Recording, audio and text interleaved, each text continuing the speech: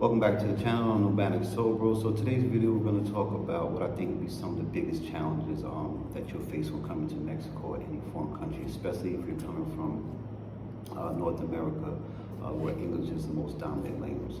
The very first challenge is going to be, of course, the language, right? So you should have a modicum amount of Spanish before you arrive. It'll help you. Yes, there are some natives here that speak some pretty decent English. However, they are far few in between, and those that you do find will politely correct you if you pronounce something wrong. For instance, I speak some Spanish, but my Spanish is more slang Spanish, right? So it happens to be on occasion, but they will respect your effort. So just try to refrain from, putting in old English words, thinking, you'll be understood. The whole I need el bathroom mode type of thing. It's insulting. And it's disrespectful, right? You can do better than this. I don't know, get you an El Apple on your telephone, that'll help you. Second, the heat. The heat is not like Florida, it's not like Texas, it's not like Arizona. This is a false narrative. The heat here is, tropical. It's the jungle, and no matter how developed the city or town you are in, when the sun comes up and is in that 12 o'clock position, you're definitely going to know what time it is with the heat here. Besides, many of you want to be outside, sightseeing and things of that nature. You didn't come here to be cooped up in your hotel room all day and night, right? So the heat is definitely going to be a challenge, but you'll adjust over time. So keep yourself hydrated when you're moving around. Just about every corner store has electrolyte. It's kind of like Gatorade in the States or Pedialyte. Third and most important is the food.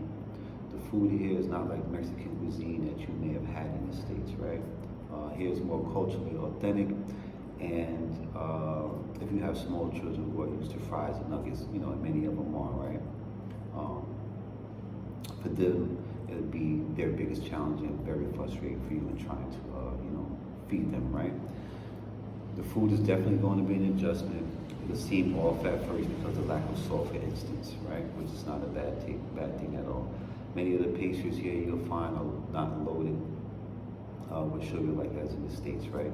Nevertheless, they taste really good. Of course, there's American fast food establishments here and a couple of restaurants. Some of those are Burger King, P.F. Chang's, Chili's, TGIF, IHOP, Texas Roadhouse, Dairy Queen, Domino's, Pizza Hut, Little Caesars, and last but not least, McDonald's. Now understand, these establishments are not on deal in every corner like in America, but and the menus are limited and slight to moderately different, and the taste is not quite the same, right? Still, make sure you check them all out to get that experience, especially for your kids. They'll have, bragging rights.